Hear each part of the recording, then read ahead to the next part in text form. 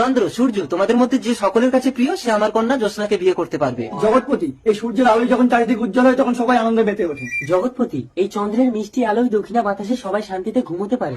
ঠিক আছে সূর্য, তুমি 4 দিন একভাবে দিন করে রাখো, আর চন্দ্র তুমি 4 দিন একভাবে রাত করে রাখো। যাকে মানুষ বেশি পছন্দ করবে আমি তাকে বিয়ে করবো। ঠিক আছে চন্দ্র, তাহলে আজ থেকে আমার পালা, তুই ডুবে যা। এই কি রাত 12টা বেজে গেল, এখনো কেন সূর্য ডোবেনি? আয় আয় চাঁদ মামা, আমার বাবুর কপালে টিকা দিয়ে যা। কি হলো স্বামী, আজও তোমার কাজ হলো না? কি করে হবে, রাত না হলে নাইট ডিউটিটা হবে কি করে? সূর্য, তুই 4 দিনে মানুষকে অতিষ্ঠ করে ফেলেছিস, এবার তুই ডুবে যা, আমার পালা। ওমা, বেলা 10টা বাজে, এখনো তো সূর্য ওঠেনি। কি শব্দ হলো? বাবা! জ্যোৎস্না, অন্ধকারে কিছু দেখতে পাচ্ছি না, দিনের বেলায় রাত হয়ে আছে। চোর চোর, আমার সব চুরি করে দিয়ে গেল।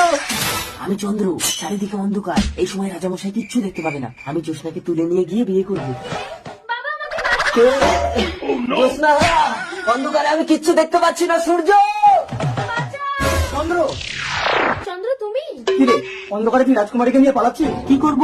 একভাবে দিন হয়ে থাকলেও মানুষ অতিষ্ঠ, একভাবে রাত হয়ে থাকলেও মানুষ অতিষ্ঠ, কোনোভাবেই মানুষকে খুশি করা যাচ্ছে না, তাই আমি রাজকুমারীকে নিয়ে পালাচ্ছি। চন্দ্র চন্দ্র চন্দ্র, জ্যোৎস্না, তুই হবি রাতের বেলায় চাঁদের মিষ্টি আলো, আর দিনের বেলায় সূর্যের রোশনি হয়ে এই জগতের মুখ উজ্জ্বল করবি। কি গো, বর্ত আসার সময় হয়ে গেল, তোমার ব্রাহ্মণ নাপিত কোথায়?